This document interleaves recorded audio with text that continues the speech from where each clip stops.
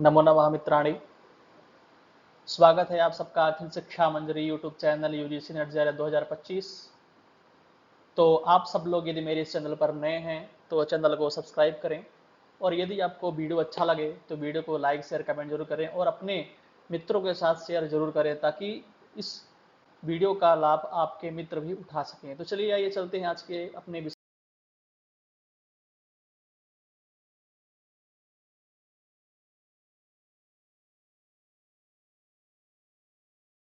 आप लोग सब देख सकते हैं कि जैसा कि आज का जो हमारा विषय है वो है याज्ञवल्क्य शिक्षा।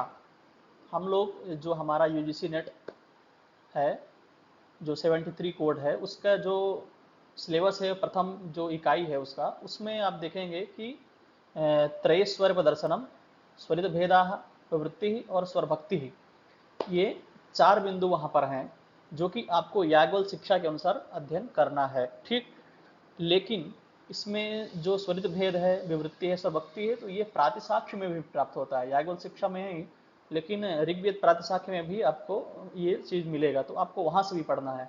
ठीक, दोनों जगह से पूछता है। तो आज हम जो देखने वाले हैं वो त्रयस्वर दर्शनम देखने वाले हैं। उसके बाद अगली वीडियो में हम स्वरित भेद, और उसके दूसरी वीडियो में फिर विवृत्ति, और उसके बाद फिर स्वरभक्ति। मतलब ये 4 वीडियो में ही बनेगा टोटल, क्योंकि थोड़ा ज्यादा बड़ा है, इसलिए हम सोच रहे हैं कि 4 पार्ट में करके इसको देते हैं ताकि आप लोग को भी समझ में आए और ज़्यादा टाइम भी नहीं जाए आपको। ठीक है, तो चलिए आइए शुरू करते हैं आज का। और तो आप सब लोग वीडियो को अच्छे से देखिएगा, मैंने इसको अच्छे से बनाया है, और पूरा वीडियो देखिएगा ताकि आप लोग जब परीक्षा देने जाए, क्योंकि पेपर सबसे ज़्यादा अगर वेद से पूछा जाता है तो याज्ञवल्क्य शिक्षा से जरूर 1-2 क्वेश्चन तो पूछे जाते हैं जिसमें विवृत्ति और स्वरभक्ति के बारे में। ठीक है ना।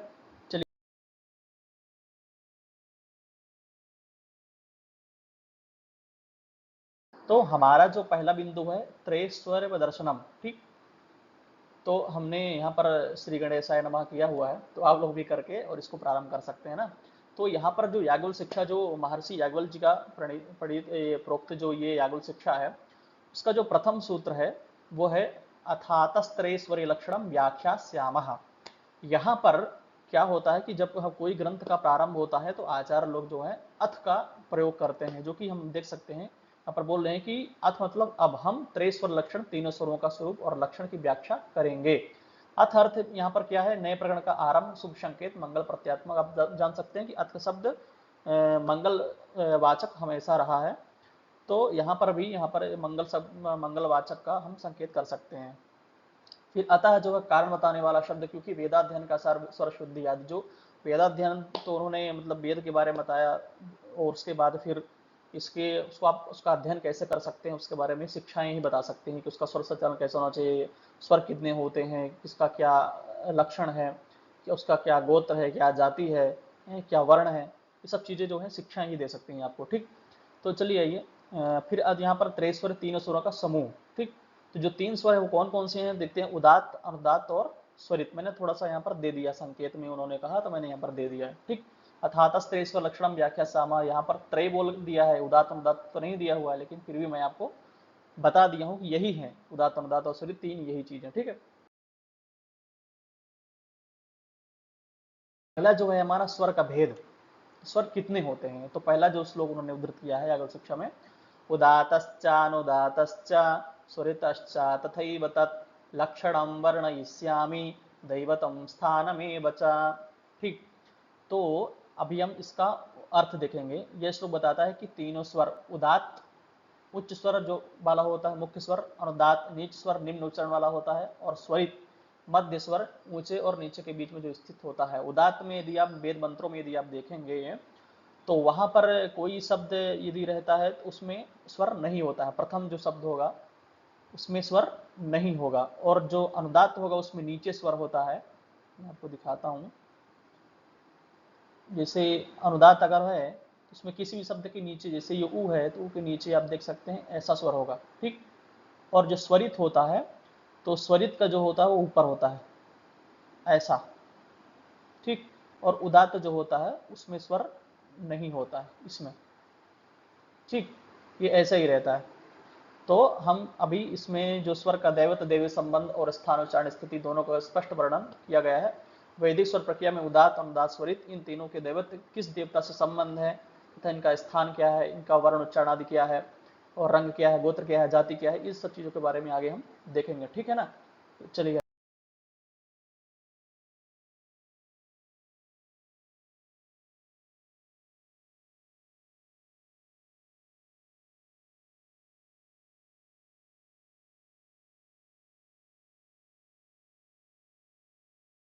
अभी यहाँ पर जो वो उदात्त, अनुदात्त और स्वरित आपने तीन स्वर जो देखे थे, उनका भी हम वर्ण, रंग, वर्ण तथा रंग यहाँ पर देखेंगे और देवता देखेंगे। ठीक, तो इस दूसरे श्लोक में क्या बोलते हैं कि शुक्लम उच्चम बीजानीया नीचम लोहितमेव च श्यामम तो स्वरितम विद्यात् दग्निरुच्यस्य दैवतम।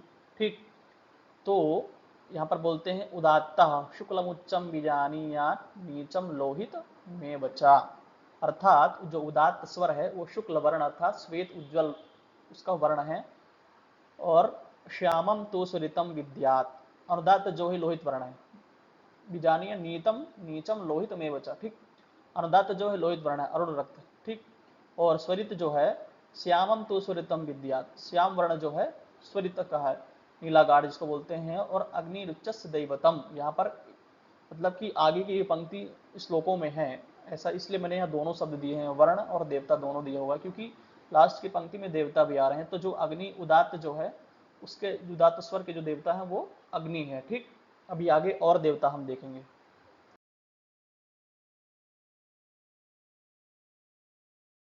अब इसमें हम देखेंगे, उसमें हमने एक देवता देख लिया था, अभी हम देवता और जाति देखेंगे, क्योंकि आधे आधे श्लोक में है ये सब चीजें, तो इसलिए मैंने दोनों चीज दिया ताकि आप लोग कंफ्यूज नहीं हो।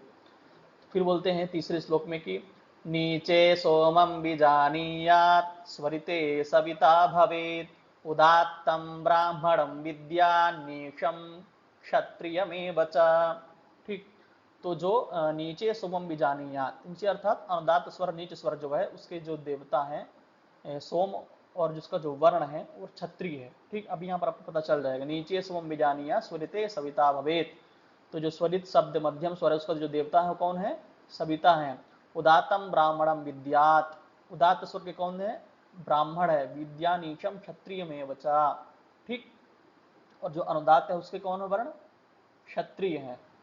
ठीक, और उदात्त के कौन है, ब्राह्मण है। ठीक, चलिए आइए आगे देखते हैं अगले श्लोक में हम।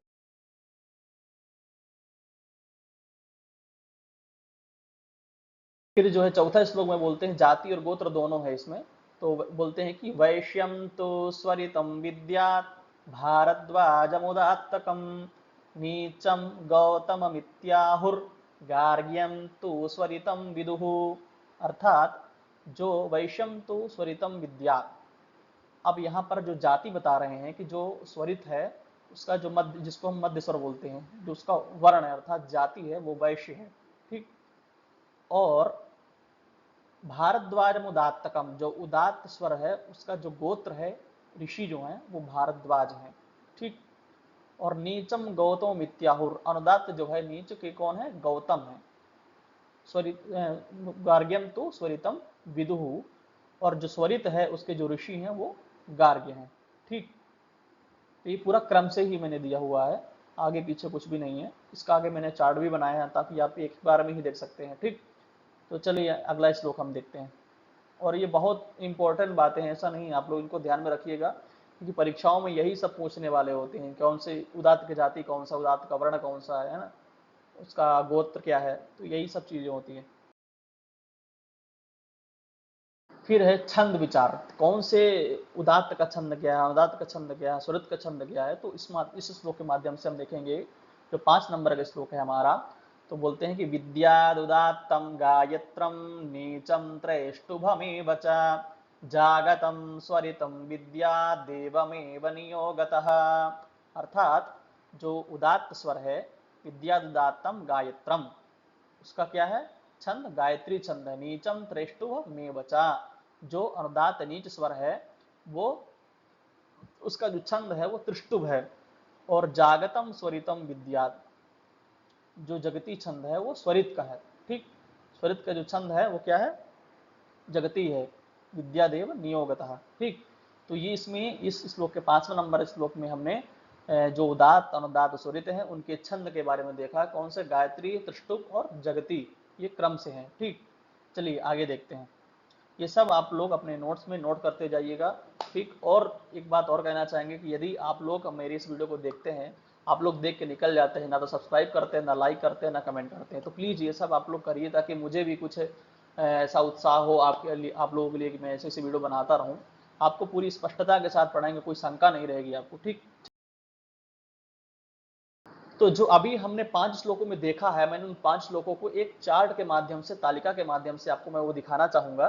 तो आप लोग ये देख सकते हैं कि उसका स्वर, वर्ण, चित्र जो हम लोग देखे हैं, देवता, वर्ण, ऋषि और छंद आदि जो हम देखेंगे। ठीक, तो ये रहा स्वर, उदात्त, अनुदात्त, स्वरित। फिर इसके जो वर्ण हैं, उदात्त के शुक्ल सफेद, अनुदात्त के लोहित लाल और स्वरित के श्याम कृष्ण नील। फिर इसके जो चित्र प्रतिनिधित्व है तो मैंने वो भी दिखाया, शुक्ल जो है सफेद उच्च स्वर प्रतीक चित्र, लोहित जो है नीच स्वर प्रतीक चित्र और श्याम जो मध्य स्वर प्रतीक चित्र। ठीक, तो मैंने इसके माध्यम से भी दिखा दिया ताकि आप लोग कंफ्यूज नहीं हो। फिर जो उदात्त के जो देवता हैं वो अग्नि है, और उदात्त के जो देवता हैं वो सोम है, और स्वरित के जो देवता हैं वो सविता है। फिर इनके जो वर्ण हैं, वर्ण अर्थात जाति, रंग ने हम तो हमने देख लिया वर्ण रंग, और ये भी कंफ्यूज मत हो जाइएगा आप लोग, दो जगह वर्ण है तो फिर क्या हो सकता है, वर्ण जाति भी होता है, वर्ण रंग भी होता है।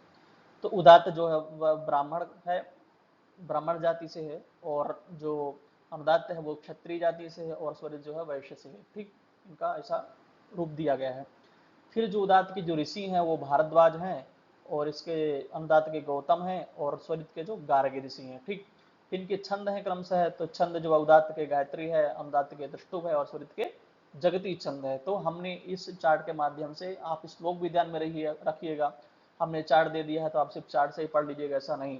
बाद में परीक्षा में जब आपका बारी आएगा इस बताने के लिए तो आप पता चला कि आप भूल ही गए। अगर श्लोक याद करते हैं आप लोग तो और अच्छी बात है, वो आपको हमेशा याद रहेगा। ठीक, तो हमने ये 5 श्लोकों के माध्यम से स्वर, वर्ण, चित्र, देवता, वर्ण, जात, ऋषि, छंदादि ये हमने देख लिया है।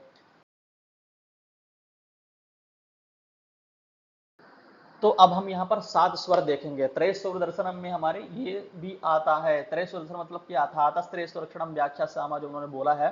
तो 3 स्वर जो हैं उसमें जो 17-18 श्लोक है टोटल। अभी तक हम लोग सिर्फ 4-5 श्लोक पढ़ते आ रहे थे, उसी में से कभी फंसता था कभी नहीं फंसता था, तो इसलिए मैंने पूरा वीडियो बनाया है। ठीक है ना, तो आप लोग इसको अच्छे से देखिए और नोट्स बनाते जाइए। तो देखिए, गांधर्व वेद अर्थात सामवेद, सप्त स्वर के बारे में बताया गया है। क्या बोलते हैं कि गांधर्व वेदे ये प्रोक्ता सप्त षडजादय स्वराः त एव वेदे विज्ञेयास्त्रय उच्चादय स्वराः। अर्थात जो गांधर्व वेद साम वेद है उसमें 7 स्वर होते हैं। ठीक, गांधर्व वेद अर्थात साम वेद। गांधर्व जो स्तुति करने वाले, गांधर्व कौन होते हैं, स्तुति करते हैं। अप्सराएं क्या करती हैं, नृत्य करती हैं। तो जो गांधर्व हैं वो स्तुति का काम करते हैं। तो ये देखिए, और इसलिए वो सामवेद उसको कहा गया है गांधर्व वेद, क्योंकि सामवेद का जो गान है वो बहुत ही उत्तम है। तो जो सामवेद के 7 स्वर मैंने यहाँ पर क्रम से दिया हुआ है, तो उससे पहले हम देख सकते हैं, ये हमारा है, ये है षडज। ठीक, ये हमारा ऋषभ, ये है गांधार, ये है मध्यम, और ये है पंचम, और ये है धैवत, और ये है निषाद। सा रे गा मा पा धा नी, जिसको आप शॉर्ट में बोलते हो। ठीक है ना, इसको हम अल्प अक्षर में बोलते हैं, सा रे गा मा पा धा नी। तो वही मैंने पूरा दिया हुआ, अभी मैं इसका पूरा आगे डिटेल में पूरा बताऊंगा आपको। फिर ये वेदों में ये जो 7 स्वर हैं, वो वेद में जो है 3 प्रमुख स्वर, त्रय स्वर, यही 3 स्वर माने गए हैं। कौन कौन से, उदात्त उच्च स्वर, ये आप देख सकते हैं, है ना, और अनुदात्त नीच स्वर, और स्वरित मध्यम स्वर, ये 3 स्वर हैं। अब जो ये 7 स्वर हैं अगले श्लोक में हम देखेंगे, यही जो 7 स्वर 3 स्वरों में समाहित है। कैसे हैं आइए देखते हैं। तो आप लोग, ये बहुत ही इंपॉर्टेंट है आपके लिए, ये जो 7 स्वर है ना, ये तो आप इनको ध्यान में रखिएगा। ठीक, मैं इनको इरेज कर देता हूँ।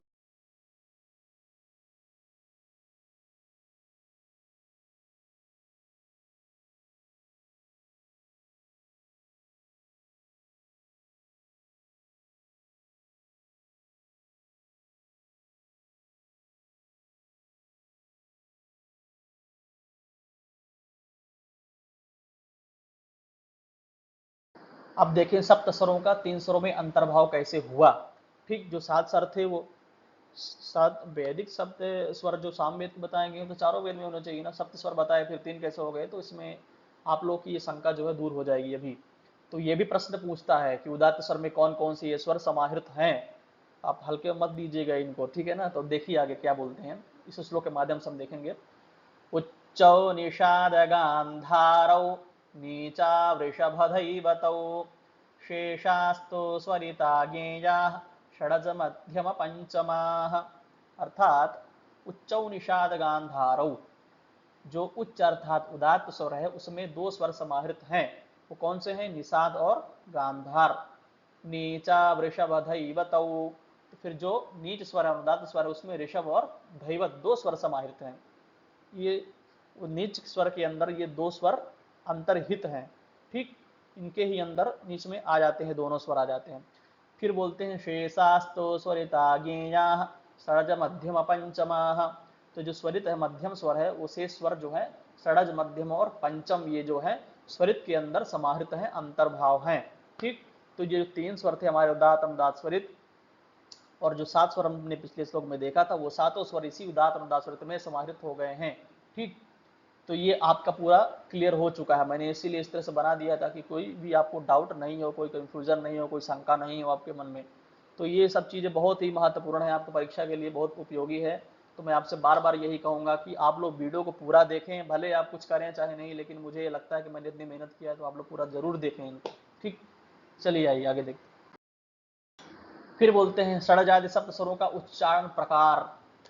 षड मतलब कि जो षडजादि स्वर हैं, जो सप्त स्वर है उसका आप कैसे अनुभव करेंगे कि इसका स्वर कैसे उच्चारित हो सकता है, इसका किस प्रकार से ध्वनि हो सकती है, तो उसके बारे में यहाँ पर बोलते हैं कि ये 8 नंबर श्लोक में हम देखेंगे कि षडजो वेदे शिखंड्यास्य ऋषभः स्यादजामुखे गावो रंभन्ति गांधारम क्रौंचाश्चैव तो मध्यमम, है ना।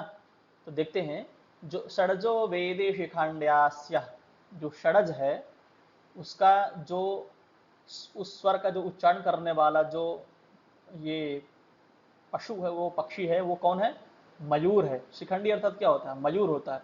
तो षडज का जो उच्चारण करने वाला जो है स्वर उच्चारण करता कौन है, मयूर है। जिस प्रकार मयूर उच्चारण करता है उसी प्रकार यह षडज का उच्चारण करना चाहिए, ऐसा यहाँ भाव है। ठीक, फिर बोलते हैं ऋषभ स्यादजामुखे, जो ऋषभ स्वर है उसका जो उच्चारण प्रकार है वह बकरी के समान है, जो मतलब जो जिस प्रकार बकरी उच्चारण करती है ना, उसी प्रकार जो है इसका उच्चारण करना चाहिए।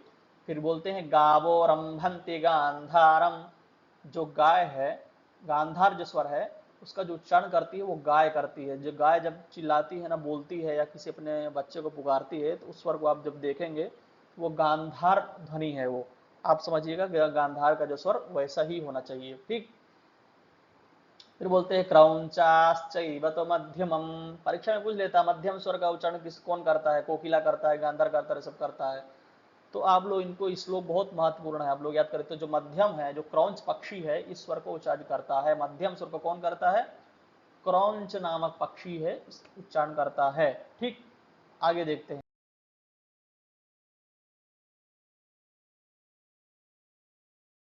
कोकिलः पंचमं ब्रूते निषादं तु वदेद्गजः आश्वश्चाधैवतो ज्ञेयः स्वराः सप्तेति गीयते। अर्थात जो कोकिला है पंचमम ब्रूते, कोकिला अर्थात कोयल, जो कोयल बोलती है ना वो पंचम स्वर में बोलती है। तो जब कोयल बोले तो आप समझिए कि पंचम स्वर में ही कोयल उच्चारण करती है। जो पंचम जो है स्वर है इसका उच्चारण कोकिला करती है, कोकिला के ध्वनि के समान है। ठीक, फिर निषादम तो बदेत गजहा, निषाद स्वर जो है उसका जो उच्चारण ध्वनि है वो गज करता है। जब गज उच्चारण करे तो आप समझिए कि निषाद नामक स्वर का उच्चारण जो गज कर रहा है। ठीक, फिर दैवतम आश्वश्चाधैवतो ज्ञेयः, दैवत स्वर का जो उच्चारण करता है वह अश्व है, जो अश्व की ध्वनि है वह दैवत स्वर के समान है, वो उस उच्चारण को करता है। ठीक, तो इस बार स्वरा सप्तेत गीयते, इस प्रकार से स्वर यह पूरा समूह सप्त स्वर कहलाता है। मैंने आपको सातों स्वर के बारे में बता दिया है। जो उदात्त और अनुदात स्वरित में तीनों स्वर सातों स्वर समाहित है, और फिर ये सातों स्वर का उच्चारण किस प्रकार से किया जाता है वो भी मैंने आपको इसमें बता दिया है कि षडज मध्यम ऋषभ दैवत ये जो है सप्त स्वर, इनका उच्चारण किस प्रकार से किया जाता है। तो आपने इस 9 श्लोक में हमने ये चीज देख लिया है। अभी हम आगे देखते हैं। तो आप सबसे यही निवेदन रहेगा कि आप लोग इस श्लोकों को ध्यान में रखें और कंठस्थ रखें। ये हमारे सिर्फ परीक्षा के लिए नहीं है, जानकारी के लिए बहुत उपयोगी है ये चीजें, और परीक्षा में तो पूछा ही जाता है, आप इसमें कुछ संशय नहीं कर सकते हैं। खास करके तो 73 कोड वाले तो जरूर याद रखिएगा, है ना, और 25 कोड में पूछा जाता है।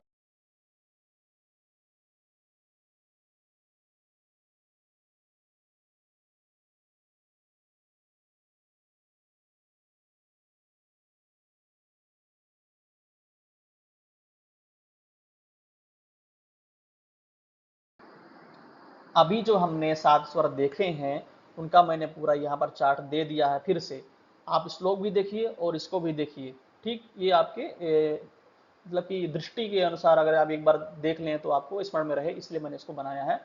तो अभी हम इसका देखेंगे। सप्त स्वर हैं, उसके उदाहरण हैं, फिर ध्वनि है, वेद पाठ में 3 स्वर जो हैं वो, फिर उच्च नीच स्वरित जो उसके प्रकार हैं वो, और चित्र ध्वनि क्या है वो भी मैंने बता दिया है, ठीक। तो आइए देखते हैं। जो षडज है उसका उदाहरण है जो मयूर, हमने मयूर का उदाहरण दिया हुआ था। नाद ध्वनि कौन करता है? शिखंडी मयूर की ध्वनि होती है, ठीक। वेद पाठ में 3 स्वर जो हुई, जो कि ये षड जो किस में आता है? उदात्त में आता है। उदात्त स्वर के अंदर ये षड़ा जाता है। फिर उच्च के ये स्वरित है, और चित्र नदी प्रति, और ये मयूर, मैंने ये भी यहाँ पर चित्र भी दे दिया है ताकि आप अगर उसमें नहीं समझ पाए मयूर क्या होता है, अगर आप, ऐसा तो नहीं है कि आप लोग जानते नहीं, आप लोग सब जानते हैं मयूर क्या है, छाक क्या है, गाय क्या है, क्रौंच क्या है, कोकिल क्या है, अश्व क्या है, गज क्या है, सब लोग देखे हुए हैं। लेकिन कुछ ऐसा मूर्ख हैं जिनको पता ही नहीं है कि छाग क्या है कि गाय क्या है, जो बहुत दूर है लेकिन संस्कृति से तो हमारे जुड़ेंगे, लेकिन उनको कुछ ध्यान में नहीं रखना। ऐसे लोगों के लिए मैंने बनाया ये चीज। आप सब तो विद्वान हैं, आप लोग क्या ही बोल सकता हूँ। तो अभी हम ऋषभ का देखेंगे। अज अर्थात छाग बकरी जो हम देखेंगे, इस ऋषभ की जो ध्वनि निकालता है, फिर इसका जो स्वर है वो अनुदात्त है। फिर ये नीच स्वर में आता है, और चित्रप्रति जो है छाग, यहाँ पर मैंने चित्र भी दे दिया, देखो कितना अच्छा लग रहा है। फिर गांधार जो है उदाहरण, ये गौ, जो गौ माता है हमारी वो चरण करती हैं। गाय की रंभा ध्वनि जो होती है, गावो रंभंति गांधारम। फिर जी इसका जो स्वर है वो उदात्त है, और ये उच्च स्वर में गाती हैं, है ना। और ये मैंने यहाँ पर चित्र भी दे दिया है, आप ये भी देख सकते हैं। फिर हम आता है मध्यम, जो क्रौंच गाता है, क्रौंच सारस की ध्वनि, सारस भी बोलते हैं उसको। इसका जो स्वर है स्वरित है नीच, और जो ध्वनि है वो मध्य में रहती है। इसका क्रौंच पक्षी है। अभी हमको लगता है बकुला बन गया है, सारस बकुला ही होता है क्या। फिर पंचम जो है कोकिल, जो है कोकिल कोयल की ध्वनि जो करता है, स्वरित है। इसका जो स्वर है वो स्वरित में है और मध्य गति में रहता है। और कोकिला, मुर्गा बन गया हमको की लग जगह, ऐसा लग रहा है। चलो ठीक है, जो भी बना हुआ है आप लोग उसे समझ लीजिए, कोकिली है।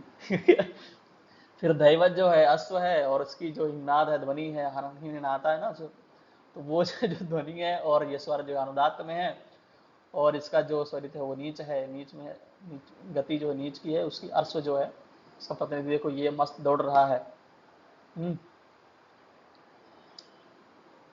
फिर निषाद जो है हमारा सप्तम अंतिम जो स्वर है, गज है, गज की ध्वनि आप जाते हैं हाथी, और दात स्वर में है। उच्च, इनका जो स्वर है बोलने की जो, वो उच्च में है, दहाड़ने वाली। फिर गज जो है ये बने हुए व्हाइट, सफेद कलर, ठीक।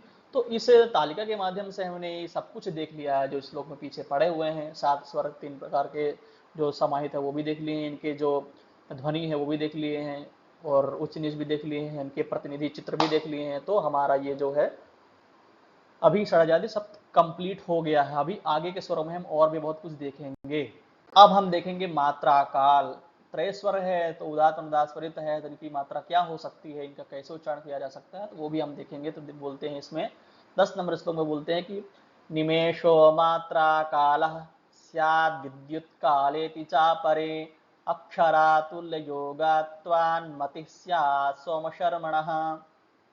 अर्थात इसमें बोलते हैं निमेषः, बहुत छोटी समय इकाई जो होती है, जैसे पलक झपकने का काल। निमेषो मात्रा काल स्यात्, ठीक। एक निमेष से बोलते हैं, निमेष उतना ही होता है जैसे हम पलक झपकाए वही निमेष। फिर विद्युत कालः, जैसे आप देखते होंगे जब बारिश होती है तो विद्युत एकदम चटाक से बोल ध्वनि आती है ना, तो वो भी अल्पकाल, बहुत अल्पकाल ना। अक्षरातुल्य योगात्, इन अल्पकालों को व्यंजन अक्षर के काल के समान माना गया है। इस किसका मत है, किसके मत से माना गया है, तो ये सोम शर्मा जी आचार्य हैं, उनके मत के अनुसार ये जो है निमेश जो है पलक झपकने का जो काल है और विद्युत चमकने का जो काल है वही हमारे अक्षर के काल समान माना गया है। इन कालों को अक्षर के, एक अक्षर को उच्चारण करने में जो हमें जितना समय गति लगता है वही यहाँ पर इन्होंने बताया हुआ है, मात्रा काल इतना होना चाहिए, एक मात्रा काल जो निमेश काल जो होता है। ठीक, चलिए आगे। फिर दूसरा उदाहरण देते हैं, सूर्य रश्मि प्रतीकाशात कणिका यत्र दृश्यते आणवस्य तु सा मात्रा मात्रा तु चतुराणवी। अर्थात जब सूर्य की किरणें खिड़की या झरोखे से कमरे में प्रवेश करती हैं तब उनमें जो धूल कण कणिकाएं उड़ती हैं, जो दृष्टि गोचर होती है, जो आपको दिखती है, जैसे आपने देखा होगा आजकल तो सबके घर में पक्के घर हो गए हैं, मकान पक्का मकान हो गया है, ईंट का हो गया है। पहले जो गांव में घर होते थे, हमारा भी घर गांव में घर जो था वो कच्चा, अभी भी शायद कच्चा ही, अभी भी कच्चा ही है, पक्का नहीं है गांव में। तो वहां पर जो ध्वनि आते हैं, जो सूर्य की जो किरणें आती हैं कभी झरोखों से, मतलब कि ऊपर से जो आती हैं, तो उसमें आप देखोगे सुबह तो उसमें छोटे छोटे छोटे छोटे कण दिखाई देते हैं, उसमें बिंदु जैसे कण होते हैं एकदम अणु के समान, उसमें गोल गोल राउंडिंग राउंडिंग से वो चलता रहता है, जैसा कोई टार्च नहीं मारता उस प्रकार से वो दिखता रहता है। वो उसके अंदर जो अणु झलकते हैं ना, उन्हीं अणु की बात यहाँ पर कर रहे हैं कि जो सूक्ष्म स्वरूप का एक एक एकक परिमाण है उसे अणु कहते हैं। और उन अणु के ऐसे चार अणु मिला दो, वो जो छोटे छोटे अणु दिखते हैं उन चार अणुओं को आप एक साथ मिला दो तो वो एक मात्रा कहा गया, उसी को एक मात्रा कहा गया। अर्थात चार अणु बराबर एक मात्रा ह्रस्व काल बताया गया है। ठीक, एक मात्रा का जो काल होता है वो इतना ही होता है। आप लोग शायद समझ गए होंगे, जो जिन्होंने गांव में रहते होंगे वो लोग देखे होंगे कि सूर्य की किरणें कब निकलती हैं, उसके अंदर क्या झलकता है। कभी आप देखिएगा इस चीज को अच्छे से गौर से देखिएगा तो आपको दिखेंगे अणु, छोटे छोटे अणु रहते हैं, है ना। तो चलिए आइए आगे देखते हैं। श्लोक माध्यम से भी यही बता रहे हैं कि मानसे चाड़वम विद्यात कंठे विद्यात विराड़वम त्रिराड़वम तु जिह्वाग्रे निस्तृतम मातृकम विदुः। अर्थात मानसे चाड़वम विद्यात कंठे विद्यात विराड़वम, जब हम किसी अक्षर को उच्चारण करने के लिए मस्तिष्क में लाते हैं, सबसे पहले क्या होता है, अभी आपको पता होगा कि इसी मस्तिष्क मन और जो वाणी की है, ये जो कथा मिलती है, आख्यायिका जो मिलती है, मुझे लगता है शायद सतम ब्राह्मण में कहीं प्राप्त होता है, एग्जैक्ट नहीं है मेरे पास, लेकिन इसीलिए यहाँ पर सबसे पहले मन में हमारे आता है, क्या बोलते हैं, संकल्प मूलक काम हो वही यज्ञ संकल्प। तो हम संकल्प जगह लेते तो पहले हमारे मन में ही आता है मुझे ये कार्य करने हैं, तो जब सबसे पहले आपके जो शब्द हैं वो मन में आते हैं, तो जो मन में जो शब्द आया उसकी क्या परिमाण है यहाँ पर ये बता रहे हैं। देखिए कितनी इनकी दिव्य दृष्टि है कि कितना सोच सकते हैं हमारे जो आचार्य, इनकी जो सोचने की जो क्षमता है ना, वो बिना च्यवनप्राश खाए ही इतनी भयंकर सोच लेते। च्यवनप्राश खाते तो क्या हालत करते। तो इनकी जो जो न्यूनतम सूक्ष्म जो अक्षर होता है वो एक अणु परिमाण वाला होता है। मानसे चाणवम, उसकी जो जब मन में वो अक्षर आता है तो सिर्फ एक अणु मात्र के संबंध, मैंने आपको अणु बताया था पीछे क्या होता है अणु, वो भी आपने देखा है। फिर कंठे गले में स्थित न्यूनतम अक्षर, कंठ में जब वो कंठ पहुंचता है, यहाँ से जब यहाँ आता है, जब हम बोलने का प्रयास करते हैं तो पहले यहाँ आता है, कंठ से ही उच्चारण होता है। तब वो क्या होता है, दो अणु वाला हो जाता है। विद्यात कंठे दुराणवम, कंठे विद्यात दुराणवम, तो वो दो अणु वाला हो जाता है। वही छोटी छोटी जो बिंदु मैंने बताया तो वो अब दो मिला लो तो यहाँ पर दो अणु वाला हो जाएगा। फिर जीवाग्रे, जीव के अग्रभाग में स्थित अक्षर जो है वो तिराणवम, वो तीन अणु परिमाण वाला हो जाता है। तिराणवम तो जिह्वाग्रे, जब हम जिह्वा पे आ जाता है वो पूरा एकदम साइंटिस्ट वाला खेल है, पूरा यहाँ से यहाँ यहाँ यहाँ आया ना तुम्हारे जिह्वा, तो यहाँ जब आता है जिह्वा में जब आता है तो तीन अणु परिमाण वाला हो जाता है। फिर मुखनिसृत, जब मुख से बाहर निकलता हुआ अक्षर मात्रा परिमाण वाला बना जाता है, तब वो जाकर के कहीं एक मात्रा वाला बनता है। सोचिए पहले यहाँ आया तो सिर्फ अणु रहा, कंठ में आया तो दो अणु वाला हुआ, जिह्वा में आया, जिह्वा तक आया, मुख मुख तक ही आया, मुख से बाहर नहीं आया तो तीन अणु वाला हुआ।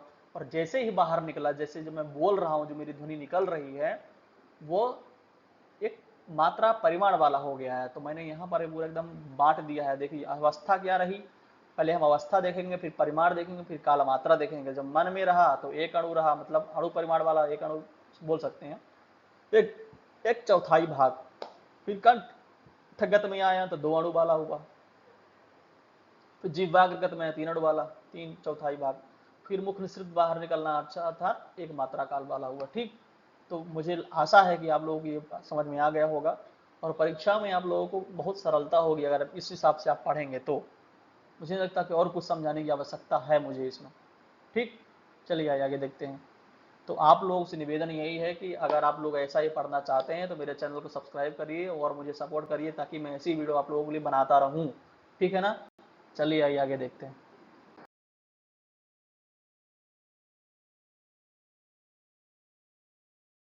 फिर बोलते हैं अवग्रहादि का उच्चारण कितना होना चाहिए। तो यहाँ श्लोक के माध्यम से हम देखेंगे। 13 नंबर श्लोक है। अवग्रहे तु यह कालस्त्वधर्मात्रा विधीयते, अवग्रहे तु यः कालस्त्वर्धमात्रा विधीयते, पदयोरन्तरे काले एकमात्रा विधीयते। ठीक, यहाँ पर क्या बोलते हैं, अवग्रह अर्थात 2 पदों के संयोग या विभाग के बीच में जो विराम या हल्का ठहराव आता है वह अर्धमात्रा आधी मात्रा का काल होता है।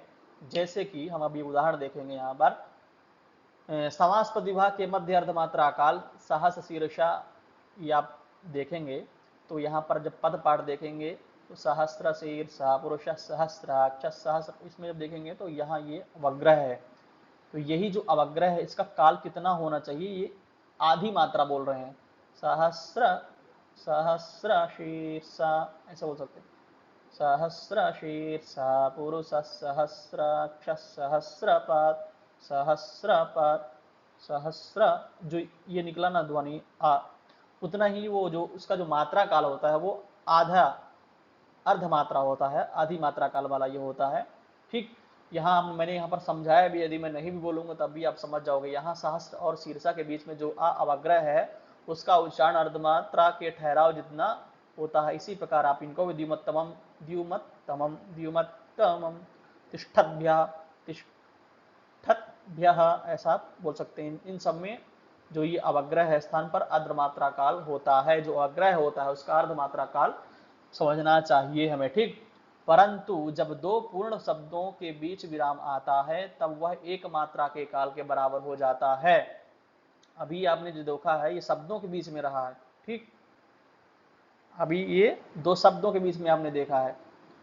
अभी जब आप इसको पदों के बीच में देखेंगे ना, पदयोर अंतरे, यहाँ पर बोल रहे हैं ना पदयोर अंतरे काले एक मात्रा विधीयते, जब अवग्रह रहेगा तो आधी मात्रा वाला, और जो पद में रहेगा तो इसकी जो काल होगा वो एक मात्रा काल होगा। जैसे ईशे त्वा ऊर्जे त्वा, हमने कितनी देर तक रोका, लेकिन यहाँ पर सहस्र शीर्षा सहस्र ईशे त्वा ऊर्जे त्वा, तो यहाँ पर हमारा जो है एक मात्रा काल का जो विराम है, जो ठहराव, जो रुकने का जो हम यहाँ पर जो समय दे रहे हैं वही एक मात्रा काल का है। यहाँ प्रत्येक पद के बीच ठहराव एक मात्रा का होता है। मैंने दोनों चीज एक श्लोक में ये दोनों पॉइंट आपके हमने क्लियर कर दिए हैं। ठीक, कोई अगर संशय हो तो मुझे आप बताइएगा। मैं भी एक छात्र हूँ, जितना मुझे समझ में आया मैंने आपको उतना समझा दिया है। बाकी यदि आपके पास और अच्छे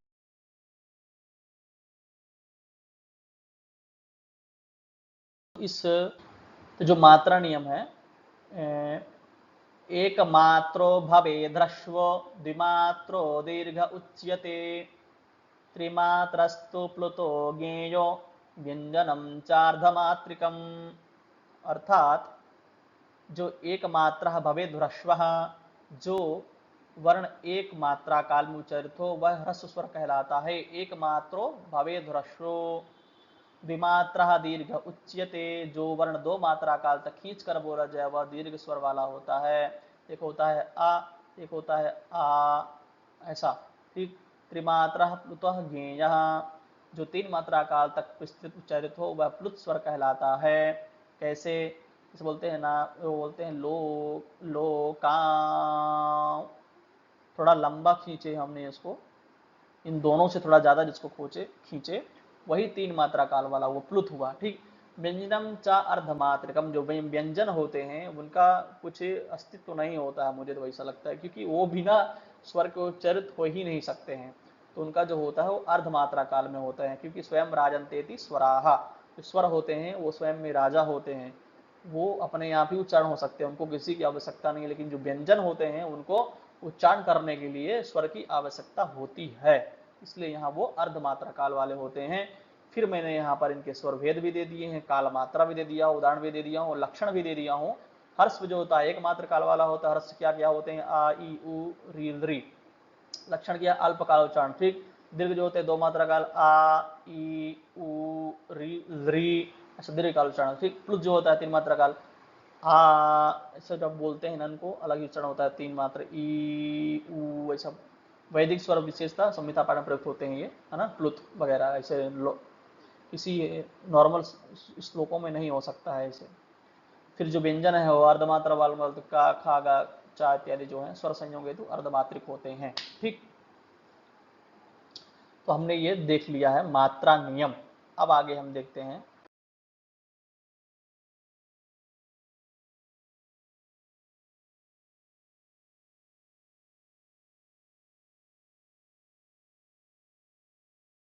शून्यहस्त विधान। ठीक, तो शून्यहस्त विधान में क्या बोलते हैं, विवृत्तौ चावसाने तो ऋचोर्धे चा तथा परे पदे चा पाद संस्थाने शून्यहस्तो विधीयते। शून्यहस्तात् अर्थात जहां पर स्वर संचालन नहीं हो, सिर्फ हाथ ऐसे ही रहे। आप लोगों ने देखा होगा कि जो वैदिक गुरुकुल होते हैं वहां पर जो छात्र होते हैं, बच्चे जो होते हैं, वो जो संहिताओं का पाठ करते हैं तो हस्त स्वर करते हैं ना, देखो होंगे आप, ये खेत तबोर जे तबा बाज अवस्था दे वो बात इत्यादि जो स्वर लगाते हैं उनमें। फिर वहां पर कहाँ स्वर नहीं लगाना चाहिए, शून्य हस्त रखना चाहिए, वो उसके बारे में यहाँ पर बता रहे हैं कि जो विवृत्ति है, जब दो पदों के क्रमशः अंत और आरंभ में दो स्वर हो तथा उनके बीच का विसर्ग लुप्त हो जाए उसे विवृत्ति कहते हैं। विवृत्तौ चावसाने तु ऋचोर्धे चा तथा परे। अभी हम विवृत्ति के बारे में पढ़ेंगे, अभी हम आगे पढ़ेंगे। फिर उदाहरण क्या बोलते हैं, ध्रुवा ध्रुवा ध्रुवा अस्मिन, यहाँ पर क्या है, ध्रुवा अस्मिन, जो यहाँ पर विसर्ग है यहाँ पर क्या हो जाएगा, ध्रुवा ध्रुवास्मिन ध्रुवास्मिन। तो यहाँ पर जो ये है, यहाँ पर जो विसर्ग है वो लुप्त हो गया, यहाँ अब अग्रह आ गया इसके स्थान पर। ठीक, तो यही विवृत्ति है। या ईशे तो आकाशस्था यथा विद्युत स्फटिता मणिसूत्रवत् एषच्छेद वृत्ते नाम यथा बालेषु कर्तरी स्वय द्वयस्तु स्वरयोर मध्ये संधि यत्र दृश्यते।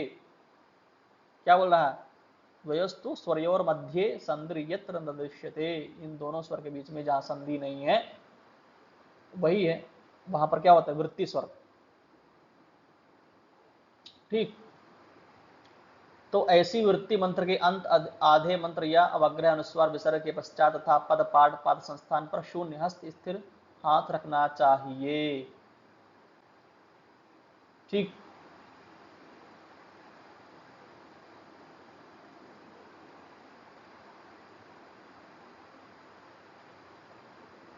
इन स्थानों पर स्वर नहीं चलेगा, यहाँ पर ही शून्य रहेगा। सिर्फ जिसमें स्वर है उन्हीं में हस्त स्वर चलते हैं, बाकी में शून्य रहते हैं। इसलिए यहाँ पर बोल रहे हैं कि पदे चा पाद संस्थान शून्य हस्तो विधीयते, पद पाठ या पाद संस्थान पर शून्य हस्त स्थिर रखना चाहिए। ठीक, चलिए आइए आगे देखते हैं। अब यहाँ पर बोलते हैं ओंकार आदि का जो उच्चारण कैसा होना चाहिए, तो प्रणवम तो प्लुतम कुर्याद व्याहृतिर्मात्रिका विदुः चाशस्तु वदते मात्राम द्विमात्राम वायसो ब्रवीत। अर्थात जो प्रणव होता, प्रणवम तो प्लुतम कुर्यात, यह विषय मैंने दिया हुआ है, मात्रा और उदाहरण। जो प्रणव होता है वो तीन मात्रा वाला होता है, प्लुत ओम ऐसा हम उच्चारण करते हैं ना, तो करते ही रहते हैं पूरा पूरा स्वर। इसका जो उदाहरण, उच्चारण दीर्घ उच्चारण करना चाहिए इस स्वर का। प्लुत का जो होता है वो तीन स्वर में एकदम उच्चारण से। फिर जो व्याहृतियां होती हैं, व्याहृतिर मात्रिका विदुहु, मात्रिक नियत एक मात्रा वाली होती है, प्रत्येक का अपना अपना मात्रा काल होता है। भू भुवः स्वः ऐसा हम बोलते हैं ना। फिर चाश अर्थात नीलकंठ, चाशस्तु वदते मात्राम, चाश था नीलकंठ, हर्ष स्वर में उच्चारण करता है, हर्ष स्वर समान। और जो द्विमात्राम वायसो ब्रवीत, वायस कौवा जो होता है वायसा, वो दो मात्रा दीर्घ स्वर समान उच्चारण करता है। ठीक, तो ये ओमकार आदि का उच्चारण हमने देखा। और प्रणव का उच्चारण कैसे करना चाहिए, चास किस तरह उच्चारण करता है और कौवा किस मात्रा में उच्चारण करता है, ये भी हमने देख लिया है। ये भी पूछ सकते हैं परीक्षाओं में, तो आप इनको मिस मत करिएगा ना, सब अपने नोट में आप नोट करते रहिएगा। हम देखेंगे कि मयूरस्तु त्रिमात्रां वै मात्राणामिति संस्थितिः, वर्णो जातिश्च मात्रा च गोत्रं छन्दश्च दैवतम्, एतत्सर्वं समाख्यातं याज्ञवल्क्येन धीमता। अर्थात जो मयूरस्तु त्रिमात्रां वै, जो मोर का स्वर होता है वो त्रिमात्रिक होता है, यही मात्राओं की स्थिर व्यवस्था कही गई है। मात्राणामिति संस्थिति, जो पीछे उन्होंने बताया है, चासह और वायस इत्यादि जो उच्चारण करते हैं, मयूर हो गया, ये सब चीजें जो हमने बताया आपको। तो जो मात्राओं का उच्चारण प्रकार है यही इनकी व्यवस्था है, यही स्थिति है इनकी, इसी हिसाब से करना चाहिए। उदाहरण के रूप में उन्होंने यहाँ पर याज्ञवल्क्य जी ने दिया है, लेकिन कुछ लोगों का मत है कि ये याज्ञवल्क्य शिक्षा जो है याज्ञवल्क्य जी ने नहीं लिखा है, उन्होंने शायद कहीं पर, जैसे कि प्रेमानंद जी महाराज कुछ बोलते हैं, कुछ लोग तो उनके ऊपर पुस्तकें लिख दिए हैं, जो जो उन्होंने वाक्य बोले हैं वीडियो से देख देख करके। तो वैसे ही याज्ञवल्क्य जी अगर शिक्षकों को समझा रहे थे तो किसी ने उसको लिख दिया कि ऐसा ऐसा करना चाहिए, याज्ञवल्क्य जी का मत है। ठीक, साक्षात्कार याज्ञवल्क्य जी ने नहीं लिखा है, ऐसा कुछ लोग प्रमाण करते हैं। मेरा तो कोई प्रमाण नहीं है, मैंने जो देखा वही मैंने बोल दिया, मेरे पर मत ठोक दीजिएगा। ठीक, फिर वर्णो जातिश्च मात्रा च गोत्रम छंदश्च देवतम, यहाँ पर वर्ण जाति मात्रा गोत्र छंद और देवता, ये छह जो आपको बताए हैं, इनका सब कुछ आपको बता दिया गया है। स्वर बता दिए हैं, उसका वर्ण बता दिए हैं, जाति बता दिए हैं, गोत्र बता दिए हैं, ऋषि बता दिए हैं, कौन से स्वर उदात्त अनुदात्त जो स्वरित जो सप्त स्वर उसमें कौन से कहाँ पर गांधार किसमें समाहित है, किसमें अंतर्भाव है, और कौन मयूर किसका उच्चारण कर रहा है, प्लुत किसका उच्चारण कर रहा है, कौन उच्चारण कर रहा है। तो ये सारी बातें मैंने, उन्होंने ये बोलते हैं ये सभी जो एतत् सर्वम समाख्यातम याज्ञवल्क्येन धीमता, हमने 18 श्लोक में त्रैस्व दर्शन का सब कुछ देख लिया है, कुछ बचा नहीं है, ऐसा सभी याज्ञवल्क्य ने विस्तार से कह दिया है। ठीक है ना। अभी हम कुछ और भी आपके लिए स्पेशल बनाए हैं, आगे देखते हैं। ये देखिए स्वर उच्चारण तालिका जो है इनकी, वो मैंने ये भी बनाया है। स्वर प्रकार, मात्रा, काल, प्रकृति, उदाहरण, वैदिक उदाहरण। ठीक, ह्रस्व लघु एक मात्रा, चास नीलकंठ, आ यू भू। दीर्घ जो है दो मात्रा है, वायस कौवा बोलता है, आ ई उ। और प्लुत दीर्घ त्रिमात्रा वाला जो मयूर उच्चारण करता है, जिसको हम प्रणव, प्रणव का जो उच्चारण है वो मयूर करता है। ठीक, ऐसा हम समझ सकते हैं। उदाहरण के लिए अर्धमात्रा व्यंजन जो है का, खा, गता आदि जो है वो अर्धमात्रा वाले होते हैं। ठीक, ये तालिका हमने एक देख लिया है, अभी हम दूसरा तालिका भी देखेंगे। अब जो हमने पूरा अध्ययन किया हुआ है उसको हम पूरे एक चार्ट में आपको दिखा दिए हैं। जो 18 श्लोक है, 18 श्लोकों को जो जो भी कहा गया है ना, मैंने उसको पूरे इस तालिका में भर दिया है। तो आप उस श्लोकों के, जिसका मन नहीं लगता हो कि भाई मुझे श्लोक नहीं पढ़ना, मुझे सीधा पॉइंट पे आना है, लेकिन सबसे बड़ी बात तो ये है पहले आपको श्लोक पढ़ना चाहिए और कंठस्थ करना चाहिए, तभी आपके पास रह पाएगा कुछ भी। अगर ये सब चीजें नहीं होता तो फिर श्लोक बनाते हैं क्यों, ऐसे ही सब लोग पढ़ लिए होते। इसीलिए किया गया ना, ताकि आप उसका क्रम नहीं भूलो। और यूजीसी नेट जो है वो क्रम ही पूछता है, वहीं पर मारता है फिर। तो वैदिक स्वर प्रक्रिया का एक हम संपूर्ण सार बनाए हैं, आप देख सकते हैं। उदात्त, अनुदात, स्वरित, ह्रस्व, दीर्घ, प्लुत, त्रिमात्रा, द्विअर्धमात्रा, व्यंजन, अवग्रह, स्थान, पदोंतर, मध्य, मंत्र मध्य और अर्ध, और मंत्र के अंत हैं। तो ये सब चीजें मैंने बताया है। देखिए वर्ण इसका क्या है, शुक्ल, रात का लोहित, स्वरित का श्याम, नीला गाढ़ इसको बोलते हैं। उच्चारित प्रतीक अग्नि है इसका, नीच स्वर प्रतीक सोम, देवता है मध्य स्वर प्रतीक है, सविता देवता है इसके। जाति क्या है, ब्राह्मण, क्षत्रिय, वैश्य। ऋषि क्या है, भारद्वाज, गौतम और गार्ग्य। छंद क्या है, गायत्री, त्रिष्टुप, जगती। सप्त स्वर क्या है, गांधार, निषाद जो उदात्त के अंदर समाहित है। ऋषभ, दैवत, अनुदात्त के अंदर समाहित है। और स्वरित जो है षड्ज, मध्यम, पंचम के अंदर समाहित है। प्राकृतिक संकेत में आप हमने दिया है गाय, हाथी, दोनों स्वर का मिला करके। ठीक है ना, एक ही मत बोल देना कि उदात्त का सिर्फ गाय हाथी कैसे हो गया, यहाँ पर देख लीजिएगा उसके बाद बोलिएगा। ऋषभ, दैवत, बकरी और घोड़ा। षडज, मध्यम, पंचम, मयूर, क्रौंच और कोकिल ये हैं। चास, फिर ये लघु स्वर करने वाला चास नीलकंठ है। दीर्घ करने वाला वायस कौवा है। प्लुत करने वाला मयूर है। मात्रा काल आप देख सकते हैं, इनका एक मात्रा ह्रस्व है। उदाहरण में आयु भू, और मात्रा हर्ष जो है ऋषभ दैवत, एक मात्रा हर्ष षड मध्यम पंचम, एक मात्रा का ये भी चास आयु, और दो मात्रा वाले वायस को वज आयु, तीन मात्रा वाले मयूर प्रणव में दे दिया, मात्रा काल का खा बता दी, एक मात्रा का शास्त्रीय का अर्ध मात्रा वाला जो अग्रह है, अग्रह स्थान मैंने बताया हुआ है आपको, और पदस्थान भी मैंने, पदोंतर भी मैंने यहाँ पर श्लोक दिया हुआ है। ठीक, तो इस चार्ट के माध्यम से आप जो है पूरे हमारे जो 18 श्लोक हैं उनको आप अच्छे से देख सकते हैं, कुछ भी आपको छूटेगा नहीं। तो आप लोगों से मेरा यही निवेदन रहेगा कि आप लोग वीडियो को पूरा देखें और अच्छे से देखें और अपना एक नोट्स बनाएं, और पेपर बहुत नज़दीक है तो आप लोग तैयारी भी करते रहिए मूल। ठीक, तो वीडियो को ज़्यादा से ज़्यादा छात्रों के पास शेयर करें, और वीडियो अगर अच्छा लगे तो आप लोग प्लीज़ वीडियो को सब्सक्राइब करें, लाइक करें, शेयर करें और कमेंट करें, जो भी हो आप वो करिए सब कुछ, ठीक है ना। तो आप सब लोगों का बहुत धन्यवाद। जो हमारा आज हमने देखा त्रैस्वर प्रदर्शनम जो हमने देखा है, पहला श्लोक जो अथातस्त्रैस्वर लक्षणम व्याख्या सामा जो हमारा संपूर्ण हो गया है। तो आप लोगों का बहुत बहुत आभार, धन्यवाद। आप लोग हमको ऐसे ही सपोर्ट करिए और वीडियो को ज़्यादा से ज़्यादा लाइक शेयर कमेंट करिए, वीडियो को देखें और नोट्स बनाएं, नोट्स बनाना आप लोग नहीं भूलें, ठीक है ना। तो चलिए मिलते हैं अगले वीडियो में, पुनर्मिलामः, नमो नमः, धन्यवाद।